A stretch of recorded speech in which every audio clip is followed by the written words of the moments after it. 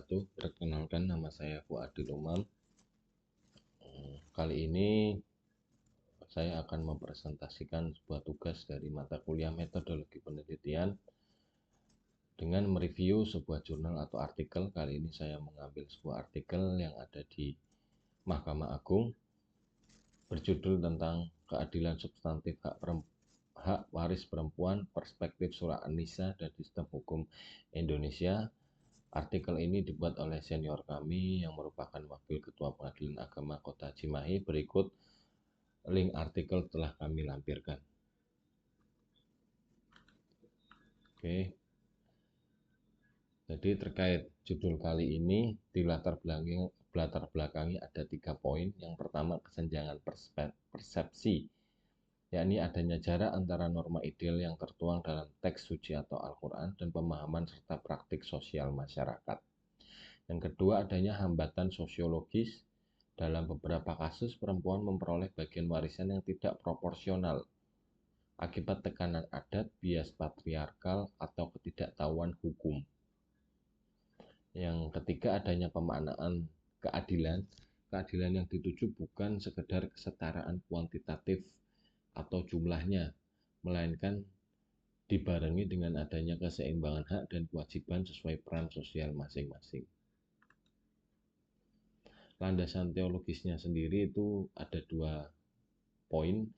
Yang pertama terkait ketentuan pokok 2:1 yang tertuang dalam surat An-Nisa ayat 11 yang bunyi terjemahannya sebagai berikut: Allah mensyariatkan bagimu tentang bagian pusaka untuk anak-anakmu, yaitu bagian seorang anak laki-laki sama dengan bagian 2 orang anak perempuan, dan seterusnya.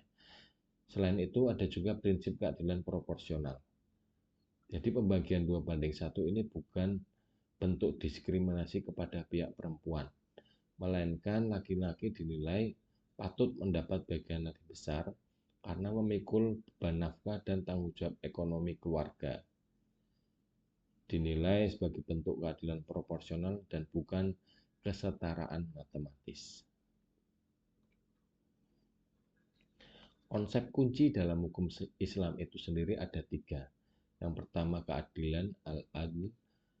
Maksudnya menempatkan sesuatu pada tempatnya sesuai dengan hak tanggung jawab, tidak selalu identik dengan kesamaan jumlah. Yang kedua, maqasid al-syariah. Tujuan utama hukum Islam adalah kemaslahatan, termasuk perlindungan harta dan keturunan bagi perempuan. Yang ketiga, kontekstualisasi. Pendekatan maqasid memungkinkan penafsiran kontekstual untuk menjawab tantangan zaman demi tercapainya kemaslahatan. Kemudian berkaitan pluralisme hukum kewarisan di Indonesia, itu ada 5 poin.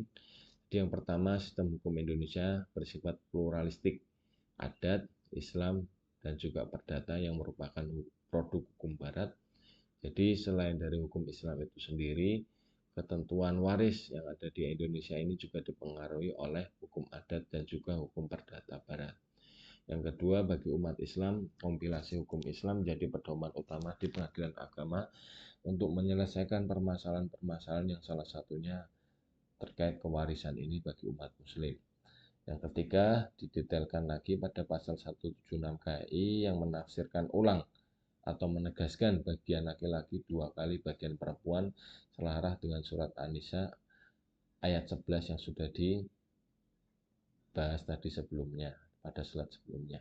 Yang keempat, perlindungan perempuan juga didukung oleh Undang-Undang Perkawinan dan ratifikasi CEDAW. Ratifikasi CEDAW ini merupakan perjanjian internasional yang salah satunya membahas terkait kesetaraan gender. Kemudian yang kelima, secara normatif pelindungan hukum sudah kuat, namun tantangan terletak pada implementasi sosiologis. Terkadang secara normatif, baik secara hukum perdata maupun hukum Islam, kita sudah mengakomodir semuanya. Namun prakteknya di masyarakat, perempuan itu dinilai seperti ini, seperti itu, sehingga untuk menerapkan hal-hal yang normatif ini menjadi permasalahan.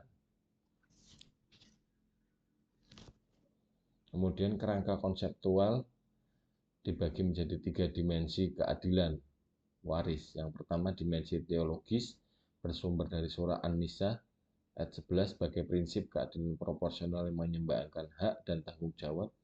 Kemudian ada dimensi yuridis yang terrealisasikan melalui instrumen hukum positif yakni KHI dan praktek peradilan agama yang memberi jaminan perlindungan formal. Yang ketiga, adanya dimensi sosiologis yakni menekankan pentingnya kesadaran masyarakat dan perubahan paradigma budaya patriarkal agar hukum normal efektif. Jadi kita sampai pada slide terakhir, yakni kesimpulan dan juga saran, harmonisasi dan kesimpulan yang ada 3 poin. Yang pertama, prinsip 2:1 ini supaya dinilai tidak kaku. Dalam konteks sosial modern, perempuan juga berperan sebagai pencari nafkah, baik bersama-sama ataupun sebagai pencari nafkah utama dalam keluarga, sehingga pemaknaan keadilan dapat dikontekstualisasikan atau disesuaikan dengan beban dan tanggung jawab masing-masing dalam keluarga. Kemudian keadilan substantif, fokusnya beralih dari pembagian matematis ke keadilan yang mempertimbangkan kontribusi dan tanggung jawab aktual tiap anggota keluarga. Yang ketiga, adanya harmonisasi, yakni perlu integrasi antara nilai syariah, maqasid, dan prinsip hukum nasional keadilan sosial untuk sistem waris yang humanis, adil, dan relevan. Baik, mungkin itu saja yang bisa kami sampaikan dan kami hasil review dari artikel yang sudah kami sampaikan. Semoga bermanfaat bagi Bapak Ibu semua. Apabila ada hal-hal yang perlu ditambahkan atau dikoreksi bisa disampaikan di kolom komentar.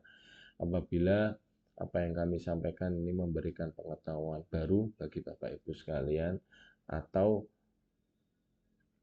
justru membuka sudut pandang baru dari Bapak Ibu sekalian, bisa berkontribusi dengan tekan tombol like. Oke, terima kasih atas perhatiannya. Saya akhiri. Assalamualaikum warahmatullahi wabarakatuh.